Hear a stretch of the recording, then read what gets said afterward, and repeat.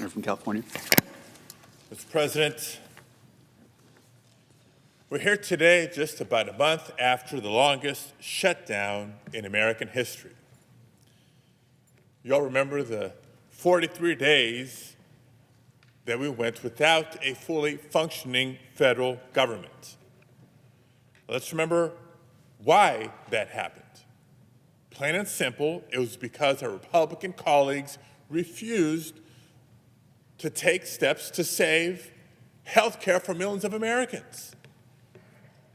In large part, I don't know if it was an individual choice or simply because there was no direction from the White House to come in and do so.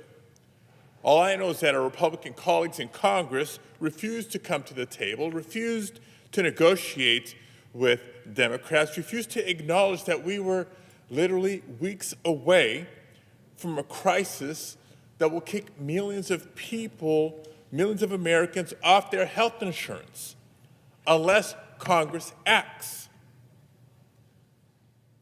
That's the point Democrats are trying to make, and that's the issue we were trying to address during the shutdown, because the appropriations process is the opportunity to address a crisis that's right around the corner. Now, eventually, yes, a handful of my Democratic colleagues took the Republican majority at their word that after voting to reopen government, addressing this spike in healthcare costs was the next order of business. At the time, I expressed my skepticism to go along with a promise to fix something later from a party that earlier this year enacted the biggest cuts in history to Medicaid. I find it hard to take the word of the Republican majority that they're committed to addressing health care costs and to expand coverage to more Americans when they just kicked 15 million Americans off their insurance. And so, yes, just about a month after this longest shutdown in American history, we now find ourselves 3 weeks away from the expiration of the Affordable Care Act tax credits that so many of us are talking about. Now, have hope, because Democrats are here with a plan. We'll ask this body to vote on a straightforward 3-year extension of these life-saving subsidies that we all support. The question will be, are there enough Republicans that will join us in doing so? Keep people on their health care. And we can do the policy work and negotiation to address some of the genuine concerns that we've heard about over these last couple of months. But don't let health coverage lapse for millions of Americans. This isn't a game. We're 3 weeks away from the catastrophic spike of costs in health insurance for so many. Over 20 million Americans are on the verge of seeing their monthly premiums not just increase, but skyrocket. 4 million Americans could be forced to give up their insurance altogether, including 400,000 in California, my home state.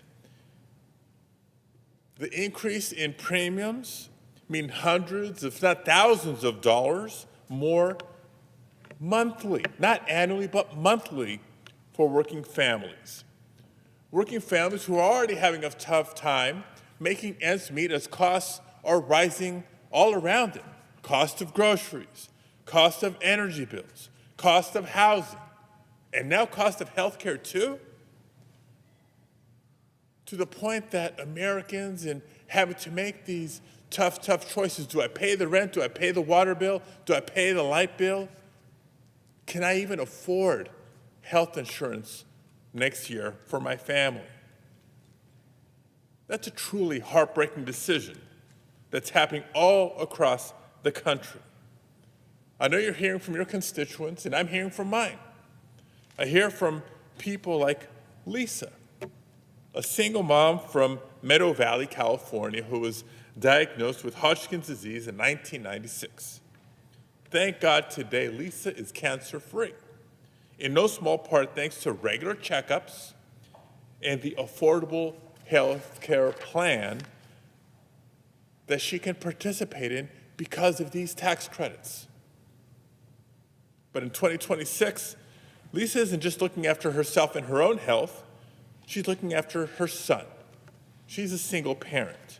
She's looking after her parents as they're aging. They're now in their 80s. And she's wondering whether this lapse in tax credits might put her necessary treatment out of reach. So I'm here not just speaking up, I'm here fighting for her. I hear from people like Lana, a small business owner in Oakland, California, who has 2 kids in college, and college isn't cheap. And as she says, quote, "It's tough to be in the middle class right now." Lana's so determined to give her kids a good education. But with less financial aid available, right? Don't get me started on what else has been cut by this Republican majority in Congress. For her, it fundamentally means redirecting money that would otherwise go to her retirement plan.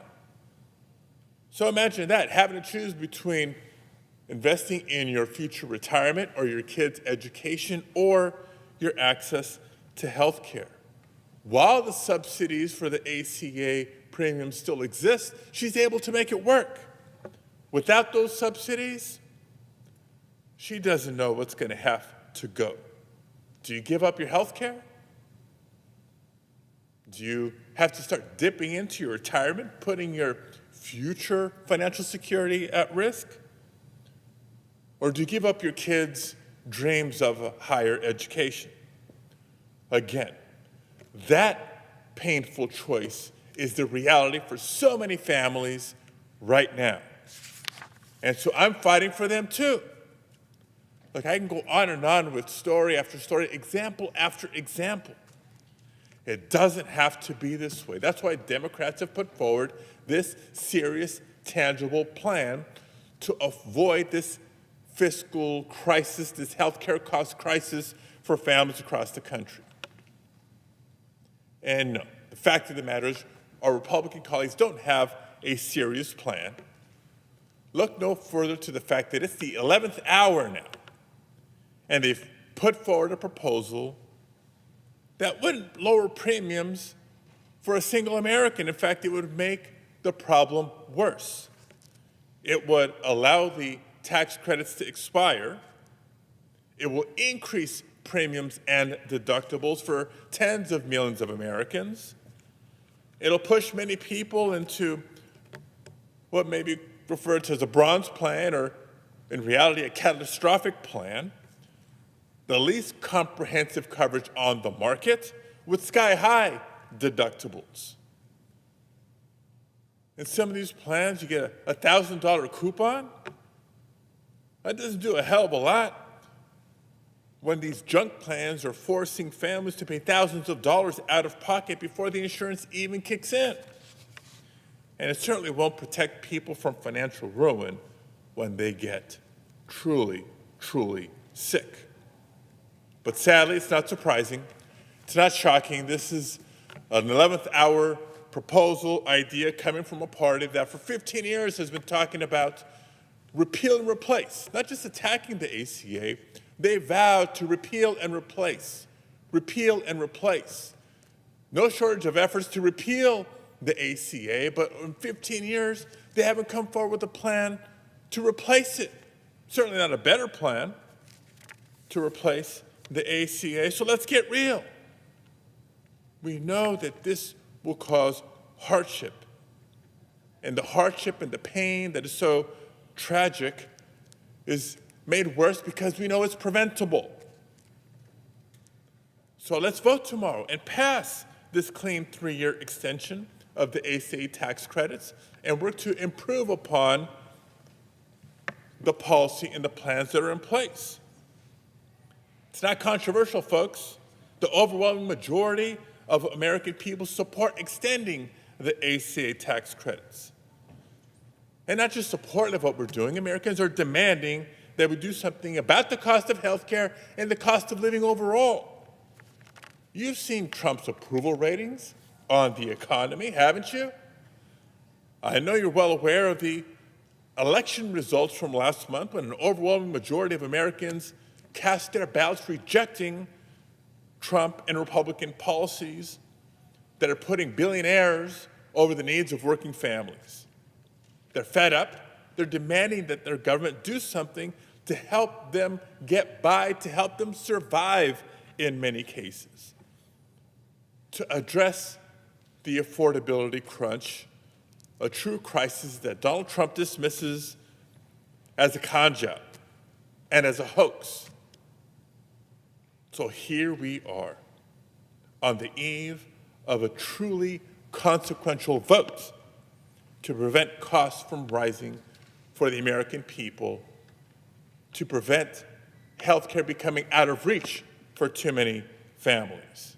Here's our chance as a body to truly do something about that. So I urge everybody to vote yes.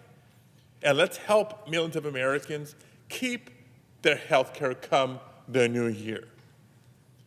Because we know that a no vote will only rip that care away from millions of families.